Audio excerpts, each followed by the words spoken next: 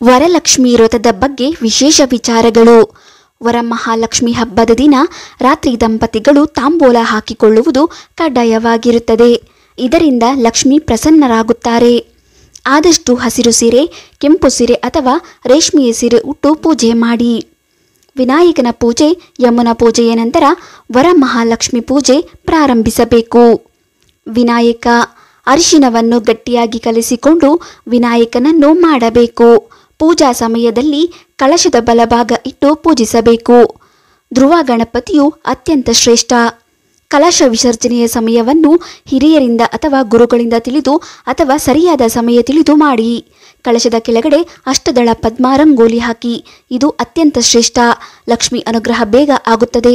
ಪೂರ್ಣ ಫಲ ಎಂದರೆ ಸಿಪ್ಪೆ ಇರುವ ಪೂರ್ತಿ ತೆಂಗಿನಕಾಯಿ. ಇದಕ್ಕೆ ಗಂಡು ತೆಂಗಿನಕಾಯಿ ಅಂತಲೂ ಕರೆಯುತ್ತಾರೆ, ನಾರಾಯಣ ಅಂತಲೂ ಕರೆಯುತ್ತಾರೆ. ತಾಂಬೂಲ ಕೊಡುವಾಗ ಸಿಪ್ಪೆ ಸುಲಿದಿರುವ ತೆಂಗಿನಕಾಯಿ ಮಾತ್ರ ಕೊಡಬೇಕು. ಸಿಪ್ಪೆ ಸುಲಿದಿರೋ ತೆಂಗಿನಕಾಯಿಗೆ ಲಕ್ಷ್ಮಿ ಅಂತ ಅಥವಾ ಹೆಣ್ಣು ತೆಂಗಿನಕಾಯಿ ಅಂತಾರೆ.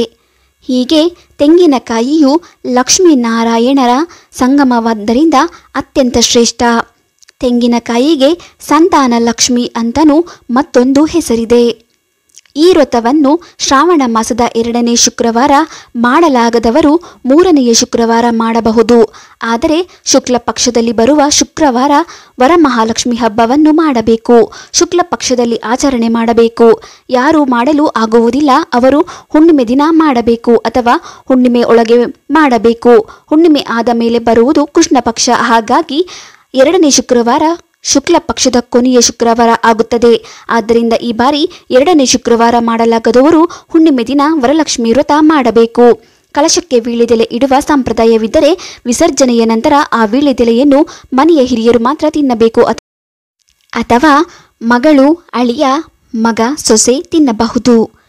ಈ ವೀಳ್ಯದೆಲೆ ತಿನ್ನುವುದರಿಂದ ರೋಗ ನಿವಾರಣೆ, ದಾರಿದ್ರ್ಯ ನಿವಾರಣೆಯಾಗುತ್ತದೆ. ಮನೆಗೆ ಬರಬೇಕಾದ ಹಣ ಬಹಳ ಬೇಗ ಬರುವುದು. ಮನೆಯಲ್ಲಿ ಶುಭ ಕಾರ್ಯಗಳು ಬೇಗ ಜರುಗುತ್ತವೆ. ವರಮಹಾಲಕ್ಷ್ಮಿಯ ಪೂಜೆಯಲ್ಲಿ ಕಳಶದಲ್ಲಿ ಏನೇನು ಹಾಕಬೇಕು?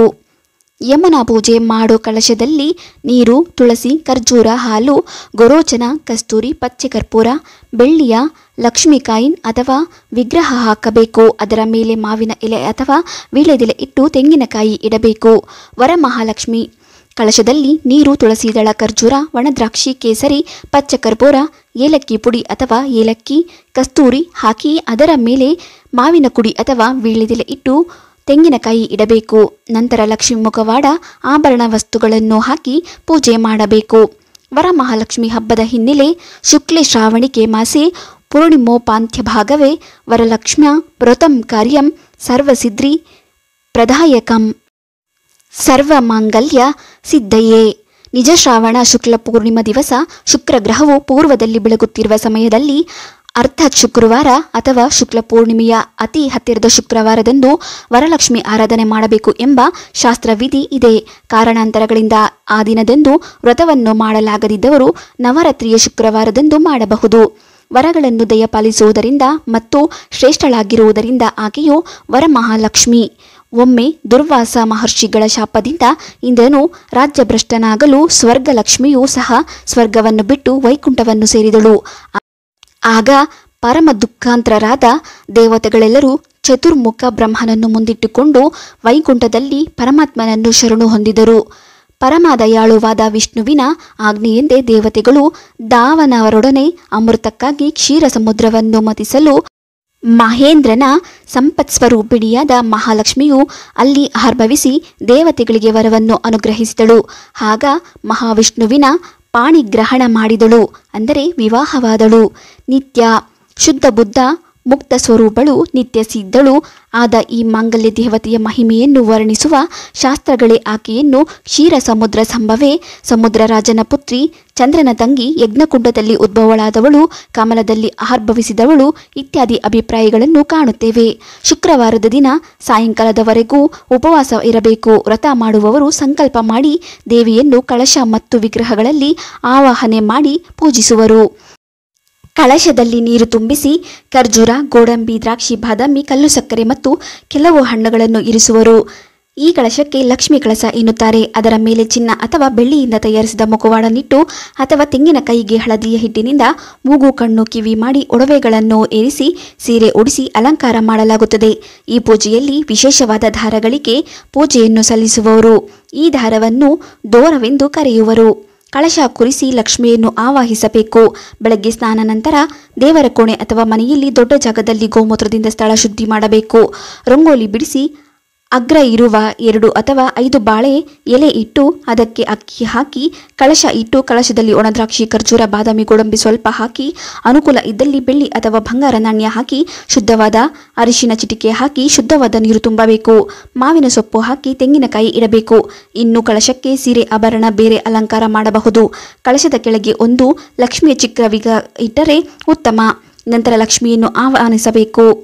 ಹೊಸದಾದ 12 ದಾರಗಳಿಗೆ 12 ಗಂಟುಗಳನ್ನು ಹಾಕಿ ಅದನ್ನು ಸ್ವಲ್ಪ ನೀರಿನಲ್ಲಿ ನೆನೆಸಿ ಅರಿಶಿನ ಹಚ್ಚಿ ದೇವಿಯ ಪಕ್ಕದಲ್ಲಿರಿಸಿ ಆರಾಧಿಸಿ ಪೂಜಿಸುವವರು. ಈ ದಾರಗಳಿಗೆ ಅರಿಶಿನ, ಕುಂಕುಮ, ಹೂವು, ಪತ್ರೆಗಳಿಂದ ಪೂಜಿಸಿ ನೈವೇದ್ಯ ಮಾಡುವರು. 12 ಹೆಸರುಗಳನ್ನು ಉಚ್ಚರಿಸಿ ದ್ವಾದಶ ನಾಮಾವಳಿ ಎಂದು ಪೂಜಿಸುವರು. ಆ ನಾಮಾವಳಿಗಳು ಹೀಗಿವೆ: ರಮೆ, ಸರ್ವಮಂಗಳೆ, ಕಮಲವಾಸಿನಿ, ಜನ್ಮದ ಜನನಿ, ವಿಷ್ಣುವಲ್ಲಭೆ, ಕ್ಷೀರಾಬ್ಧಿ ಕನ್ನಿಕೆ, ಲೋಕಮಾತೆ, ಭಾರ್ಗವಿ, ಪದ್ಮಹಸ್ತೆ, ಪುಷ್ಪೆ, ತುಷ್ಟೆ ಮತ್ತು ವರಲಕ್ಷ್ಮಿ. ಈ ದಾರಕ್ಕಾಗಿ ವಿಶೇಷವಾದ ನೈವೇದ್ಯವಾದ ಸಜ್ಜಪ್ಪವನ್ನು ಅರ್ಪಿಸುವರು. ಅಂದು ಶ್ರೀ ಸೂಕ್ತವನ್ನು ಪಠಿಸುವುದು ಒಳ್ಳೆಯದು. ದೇವಿಯ ಮೂರ್ತಿಗೂ ಅರಿಶಿನ, ಕುಂಕುಮ, ಹೂವು, ಪತ್ರೆ ಮತ್ತು ಅಕ್ಷತೆಯಿಂದ ಪೂಜೆಯನ್ನು ಸಲ್ಲಿಸಿದ ಬಳಿಕ ಪೂಜಿಸಿದ ಹೆಣ್ಣು ಮಕ್ಕಳು ಆ ದಾರಗಳಿಗೆ ಹೂವನ್ನು ಕಟ್ಟಿ ಹಿರಿಯರಿಂದ ಕಂಕಣದಂತೆ ಬಲಗೈಗೆ ಕಟ್ಟಿಸಿಕೊಳ್ಳುವವರು. ಹಾಗೆ ಕಟ್ಟಿಸಿಕೊಂಡ ನಂತರ ಆ ಹಿರಿಯರಿಗೆ ನಮಸ್ಕರಿಸಿ ದಕ್ಷಿಣೆಯೊಂದಿಗೆ ದಾನವನ್ನು ಕೊಡಬೇಕು. ಶ್ರೀ ಮಹಾಲಕ್ಷ್ಮಿ ಪೂಜೆಯನ್ನು ಮಾಡುವ ಸ್ತ್ರೀಯರು ತೆಂಗಿನಕಾಯಿಯನ್ನು ಪುರುಷರಿಂದ ಒಡಿಸಿ, ಹೆಣ್ಣು ಮಕ್ಕಳು ಒಡೆಯಬಾರದು, ಅಂದರೆ ನೀವು ಬೇಡ. ತೆಂಗಿನಕಾಯಿಯನ್ನು ತಾಂಬೂಲದೊಡನೆ ದಾನ ಮಾಡಿದರೆ ಅಷ್ಟನಿಧಿ ನವನಿಧಿಗಳು ಪ್ರಾಪ್ತಿಯಾಗುತ್ತದೆ. ಇನ್ನು ಪ್ರತಿ ದಿವಸ ಶ್ರೀ ಮಹಾಲಕ್ಷ್ಮಿ ಅಷ್ಟೋತ್ತರದಿಂದ ತಮ್ಮ ಕುಲದೇವರಿಗೆ ಅಭಿಷೇಕವನ್ನು ಮಾಡಿದರೆ ಎಲ್ಲ ತರಹ ಸ್ತ್ರೀದೋಷ, ಸ್ತ್ರೀ ಶಾಪ, ಸುಮಂಗಲಿ ದೋಷಗಳು ನಿವಾರಣೆಯಾಗುತ್ತದೆ. ಶ್ರೀ ಮಹಾಲಕ್ಷ್ಮಿ ಅಷ್ಟೋತ್ತರದಿಂದ ಶ್ರೀ ಮಹಾಲಕ್ಷ್ಮಿಯನ್ನು ಪೂಜಿಸಿ ತಾವರೆ ಹೂವಿನಿಂದ ಪೂಜಿಸಿದರೆ ಸಂತಾನ ಭಾಗ್ಯವಾಗುತ್ತದೆ. ಮಕ್ಕಳು ಸನ್ಮಾರ್ಗದಲ್ಲಿ ನಡೆಯುತ್ತಾರೆ. ಮಕ್ಕಳು ಹೇಳಿದ ಮಾತು ಕೇಳಿ ದೈವ ಭಕ್ತಿ ಜಾಸ್ತಿ ಇದ್ದು ಗುಣವಂತರಾಗುತ್ತಾರೆ. ಸಾಲ ಬಾಧೆ ನಿವಾರಣೆ. ಪ್ರತಿದಿನ ಮನೆಯನ್ನು ಶ್ರೀ ಮಹಾಲಕ್ಷ್ಮಿ ಅಷ್ಟೋತ್ತರ ಹೇಳಿ ಅರಿಶಿನ ಹಾಕಿದ ನೀರಿನಿಂದ ಸಾರಿಸಿದರೆ ಸಾಲದ ಭಯ ಇರುವುದಿಲ್ಲ. ಸಾಲದ ಹಣ ಬಹಳ ಬೇಗ ತಿರುಗಿ ಬರುತ್ತದೆ. ನಿಮಗೆ ಯಾರಾದರೂ ಹಣವನ್ನು ಕೊಡಬೇಕಿದ್ದರೆ ಬಹಳ ಬೇಗ ತಂದುಕೊಡುತ್ತಾರೆ. ಎಚ್ಚರಿಕೆ: ನೆಲ ಒರೆಸಿದ ನಂತರ ಪೂರ್ಣವಾಗಿ ಒಣಗುವವರೆಗೂ ಯಾರೂ ನೆಲವನ್ನು ತುಳಿಯಬಾರದು. ಶ್ರೀ ಮಹಾಲಕ್ಷ್ಮಿ ಪೂಜೆ ಮಾಡುವವರು ಅಥವಾ ಯಾರೇ ಆಗಲಿ ಬೇರೆಯವರ ಮನೆಯಲ್ಲಿ ತಾಂಬೂಲ ಕೊಟ್ಟಾಗ ಅದನ್ನು ಮನೆಗೆ ತರದೆ ಬೇರೆಯವರಿಗೆ ಕೊಟ್ಟರೆ ನಿಮಗೆ ಬರಬೇಕಾದ ಹಣ ಸಕಾಲದಲ್ಲಿ ಬರುವುದಿಲ್ಲ. ನಿಮ್ಮ ಸಂಪತ್ತು ಕಡಿಮೆಯಾಗುತ್ತದೆ.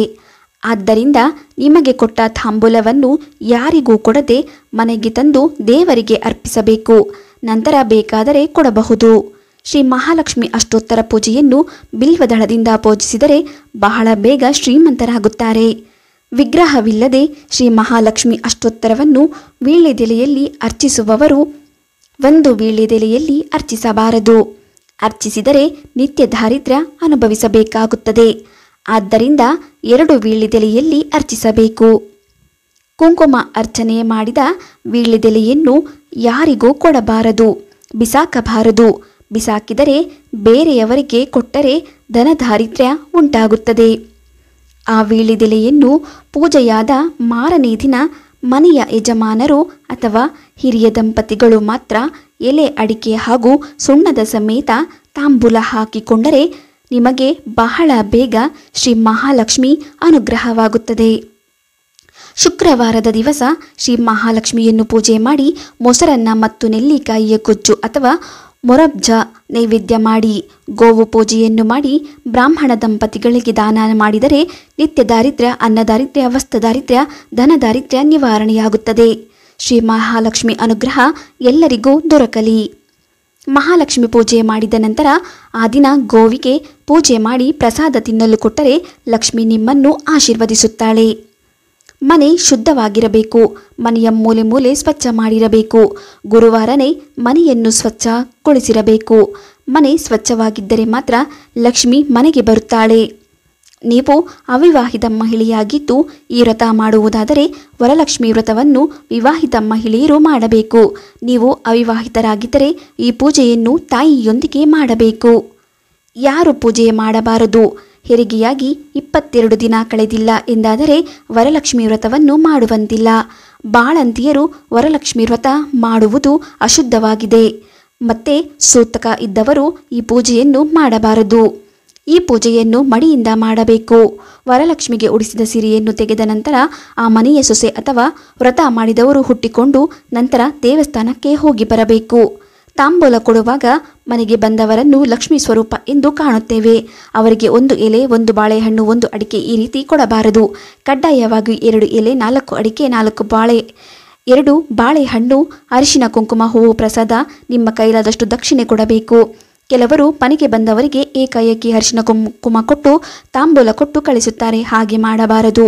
ಅವರಿಗೆ ಮೊದಲು ಅಕ್ಷತೆಯನ್ನು ಕೊಟ್ಟು ದೇವರಿಗೆ ಸಮರ್ಪಿಸಲು ಹೇಳಿ ಅವರು ಅಕ್ಷತೆ ಸಮರ್ಪಿಸಿ ಕೈ ಮುಗಿದ ನಂತರ ಬಂದವರು ಲಕ್ಷ್ಮೀ ಸ್ವರೂಪ ಆದ್ದರಿಂದ ಮನೆಗೆ ಬಂದ ಮೇಲೆ ಅವರನ್ನು ಚಾಪೆ ಅಥವಾ ಪೀಠದ ಮೇಲೆ ಕೂರಿಸಿ ಅವರ ಕಾಲುಗಳಿಗೆ ಅರಿಶಿನ ಹಚ್ಚಿ ಕುಂಕುಮ ಇಟ್ಟು ಅವರಿಗೆ ಸ್ವತಃ ನೀವೇ ಅರಿಶಿನ ಕುಂಕುಮ ಇಟ್ಟು ತಾಂಬೂಲವನ್ನು ಕೊಡಬೇಕು. ಹಬ್ಬಕ್ಕೆ ಇಟ್ಟಿರುವ ಪ್ರತಿಯೊಂದು ವಸ್ತು ಅಂದರೆ ಬಾಳೆದಿಂಡು, ಹೂಗಳು, ಕಂಕಣ, ವ್ರತ ಕಂಕಣ, ದೇವರಿಗೆ ಅರ್ಪಿಸುವ ಅಕ್ಷತೆ ಎಲ್ಲವನ್ನು ಒಂದು ಕಡೆ ಶೇಖರಿಸಿಟ್ಟು ನೀರು ಹರಿಯುವ ಜಾಗದಲ್ಲಿ ಬಿಡಬೇಕು ಅಥವಾ ಯಾರು ತುಳಿಯದ ಜಾಗದಲ್ಲಿ ಹಾಕಬೇಕು. ಎಲ್ಲೆಂದರಲ್ಲಿ ಎಸೆಯಬಾರದು. ಆ ವಸ್ತುಗಳನ್ನು ಯಾರಾದರೂ ತುಳಿದರೆ ಆ ದೋಷ ನಿಮಗೆ ಅಂಟುತ್ತದೆ. ಕಲಶಕ್ಕೆ ಇಟ್ಟಿರುವ ನೀರು ಎಲ್ಲೆಂದರಲ್ಲಿ ಚೆಲ್ಲಬಾರದು. ಮನೆಯೆಲ್ಲ ಪ್ರೋಕ್ಷಣೆ ಮಾಡಿ ನಂತರ ಯಾರು ತುಳಿಯದ ಜಾಗದಲ್ಲಿ ಅಂದರೆ ತುಳಸಿ ಗಿಡ ಇತರೆ ಯಾರು ತುಳಿಯದ ಜಾಗಕ್ಕೆ ಹಾಕಬೇಕು. ಎಲ್ಲರಿಗೂ ವರಲಕ್ಷ್ಮಿ ಹಬ್ಬದ ಶುಭಾಶಯಗಳು. ಎಲ್ಲರಿಗೂ ಆ ಮಹಾಲಕ್ಷ್ಮಿ ಅನುಗ್ರಹಿಸಲಿ. ವಿಡಿಯೋ ಇಷ್ಟ ಆದರೆ ಲೈಕ್ ಮಾಡಿ, ಶೇರ್ ಮಾಡಿ, ನಮ್ಮ ಚಾನೆಲ್ ಸಬ್ಸ್ಕ್ರೈಬ್ ಮಾಡಿ. ಮುಂದಿನ ವಿಡಿಯೋದೊಂದಿಗೆ ಭೇಟಿಯಾಗೋಣ. ಧನ್ಯವಾದಗಳು.